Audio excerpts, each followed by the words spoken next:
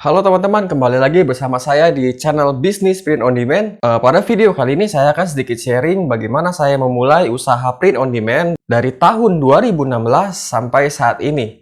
Jadi pada awal 2016 saya sudah memulai bisnis print on demand dan banyak sekali kegagalan, dan akhirnya pada tahun 2017 saya mulai menghasilkan dolar dari Teespring, TeePublic, Redbubble, Spreadshirt, dan masih banyak lagi platform POD yang saya pakai untuk menghasilkan dolar. Jadi pada video kali ini saya akan merangkum apa yang saya lakukan dari tahun 2016 sampai saat ini menjadi suatu video tutorial. Ya, saya berharap video ini banyak membantu teman-teman, apalagi di saat pandemi ini. Kita tidak pernah tahu pandemi kapan selesainya.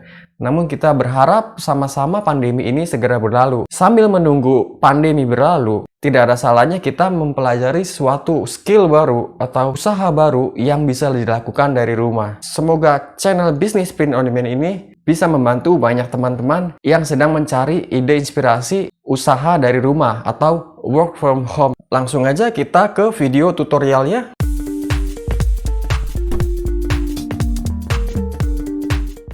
Ya, jadi saya akan membagi video tutorial ini menjadi 7 bagian, yaitu yang pertama memilih niche target market, yang kedua memahami karakter pembeli, rational purchase dan emotional purchase, dan yang ketiga contoh desain t-shirt yang menarik emotional buyer, yang keempat cara membuat desain tanpa skill, yang kelima cara menjual desain ke situs POD yang trafficnya ramai.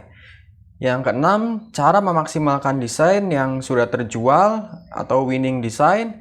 Yang ketujuh, cara memanage profit untuk diputar lagi menjadi modal. Langsung aja kita mulai dari step yang pertama, yaitu memilih niche atau target market. Di sini saya membagi menjadi 3 bagian niche, yaitu evergreen niche, trending niche, dan rotating niche. Apa itu evergreen niche? Evergreen niche adalah contohnya yang niche yang tidak pernah punah atau selalu ada sepanjang masa, misalkan pekerjaan, olahraga, hobi, dan lain-lain.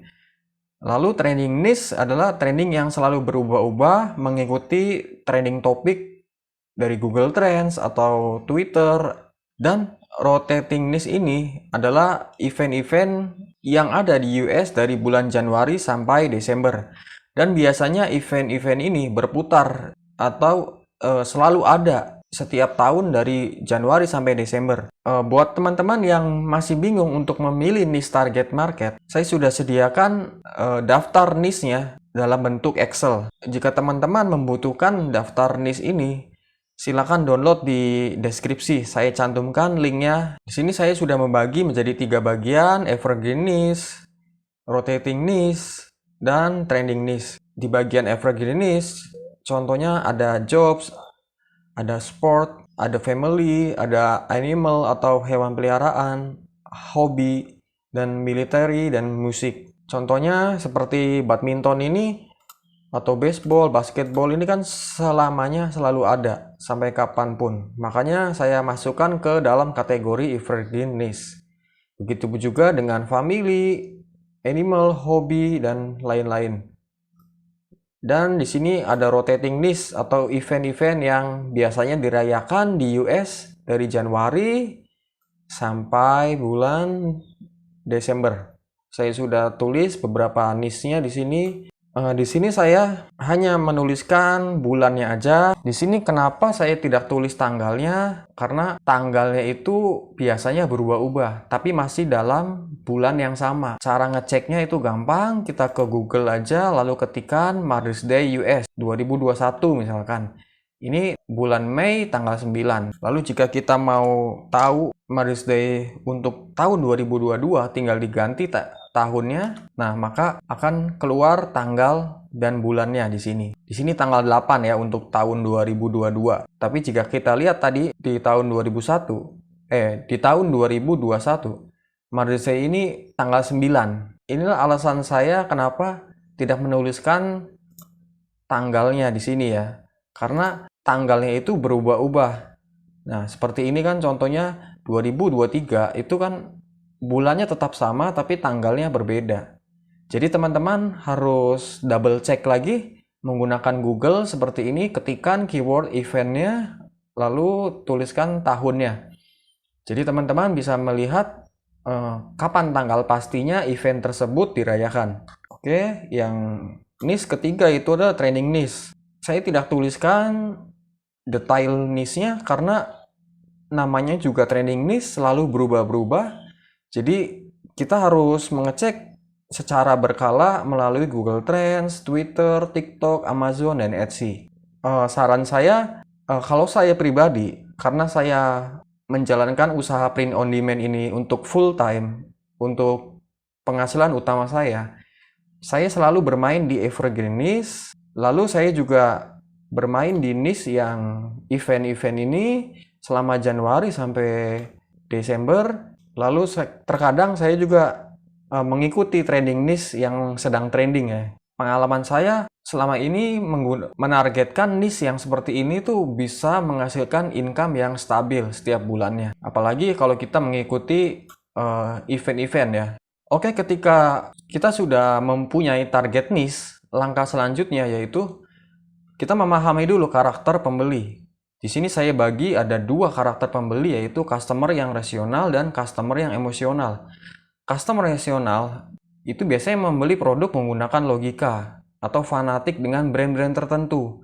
Mereka hanya membeli kaos produk lainnya itu yang branded ya, dan membanding-bandingkan harga biasanya, jenis bahan, dan lain-lain. Menurut saya, jika menjual produk print on demand ke kelompok customer yang rasional, menurut saya tidak cocok. Kenapa? Karena logikanya untuk membeli sebuah kaos itu gampang sekali didapatkan di toko offline. Di Amerika juga banyak kaos polos, kaos yang quotes general itu banyak dijual di sana, bahkan lebih murah, dan mereka tidak harus nunggu waktu cetak dan pengiriman yang lama. Lebih baik kita menargetkan customer yang emosional. Biasanya mereka membeli produk berdasarkan feeling, nggak peduli harga berapa, brand apapun, asalkan produk atau desainnya bisa membuat mereka bahagia, membuat mereka happy, tertawa, sedih, dan bersimpati. Jadi intinya desain kita itu harus membuat mereka merasakan emosional, entah itu bangga, senang, sedih, atau bersimpati ya. Dan yang paling penting, hindari penggunaan quotes yang general. Contohnya, Happy Halloween.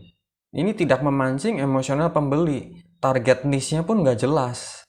Kita buat desain, itu target niche-nya siapa? Nggak jelas, terlalu random. Nah, berbeda dengan desain yang satu ini. Desain yang satu ini masih bertemakan Halloween, tapi lebih spesifik, yaitu menargetkan orang yang berprofesi guru ya. Di sini pun ada kata-katanya tuh mengandung kata-kata bangga seorang menjadi seorang teacher, dan ada quotes yang lucu-lucunya juga. Pengalaman saya pribadi, desain yang seperti ini yang lebih tertarget dan memancing emosional pembeli, ini yang sering laku ya. Lalu ada contoh lagi yang menarik emosional pembeli. Contohnya seperti ini. Target niche-nya yaitu profesi nurse. Yang kedua, profesinya firefighter.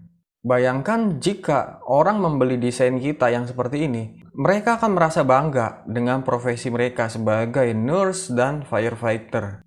Dengan menggunakan strategi seperti ini, kemungkinan desain terjual itu lebih tinggi karena sudah menarik emosional pembeli. Emosional apa yang ditarik? Yaitu rasa bangga. Yang kedua, kita juga menarik emosional pembeli melalui quotes-quotes yang lucu dikombinasi dengan niche yang tertarget. Contohnya hobi. Orang yang hobinya camping dengan quotes-quotes yang lucu. Lalu yang kedua, orang yang hobinya minum bir dengan quotes yang lucu juga. Mereka akan lebih tertarik membeli desain seperti ini. Lalu emosional yang ketiga yaitu sad atau memancing emosional kesedihan ya. Biasanya ini dipakai untuk memorial niche, mengenang kembali keluarganya yang sudah meninggal atau hewan peliharaannya yang sudah meninggal. Desain yang seperti ini juga saya pernah mengalami, itu laku juga. Jadi menarik emosional, bikin sedih, targetnya itu orang yang kehilangan keluarganya yang sudah meninggal atau orang yang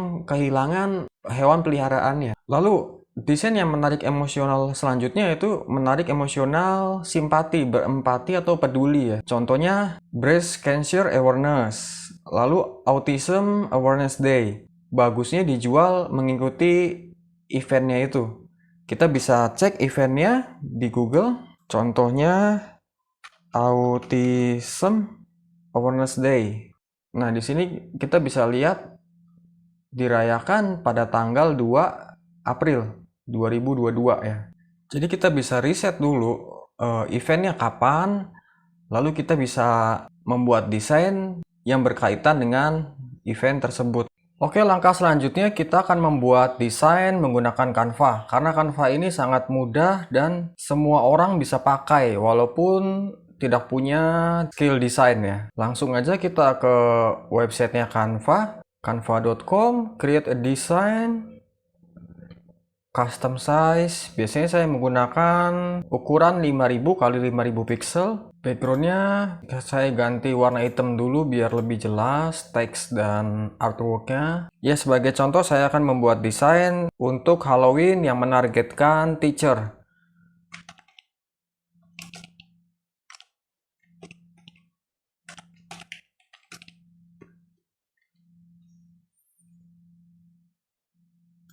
Di Canva ini kita bisa memilih jenis font. Contohnya kita ingin memilih font yang bertemakan Halloween, tinggal ketik aja Halloween, maka akan keluar font-font yang bertemakan Halloween. Di sini contoh saya menggunakan jenis font Jeepers. Oke, kita bisa atur spasinya.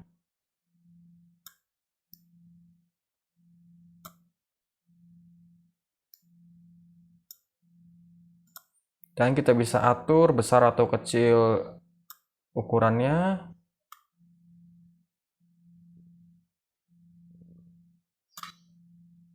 Dan bisa ganti warna fontnya juga, dan bisa menambahkan elemen grafik di sini ya. Contohnya saya akan mencari elemen grafik tentang Halloween. Lalu klik di bagian grafik.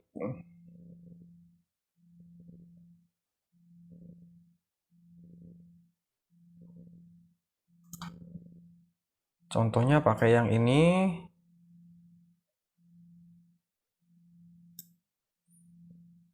Di sini kita bisa duplikat juga artworknya dan tarik ke bawah.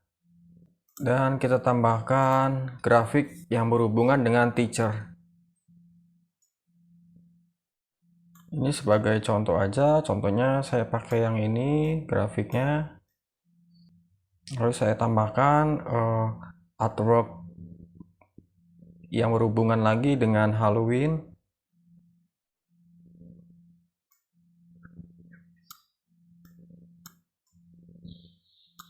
Jika sudah dirasa oke, teman-teman bisa langsung download. Hal yang perlu teman-teman ketahui di Canva ini, kalau Canva free tidak bisa mendownload transparent background.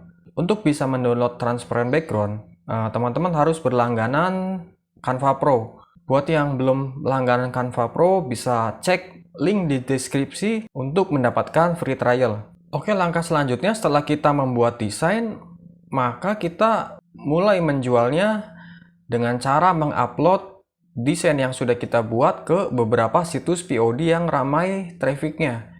Kenapa kita cari yang ramai? Karena kita ingin menjual tanpa iklan atau mengandalkan organic traffic. Contohnya seperti Redbubble, TeePublic, Zazzle, Society6, Teespring, Spreadshirt, Teasly, dan masih banyak lagi situs-situs POD. Setelah kita upload, maka kita akan bisa melihat hasilnya. Apakah desain kita itu laku atau tidak laku?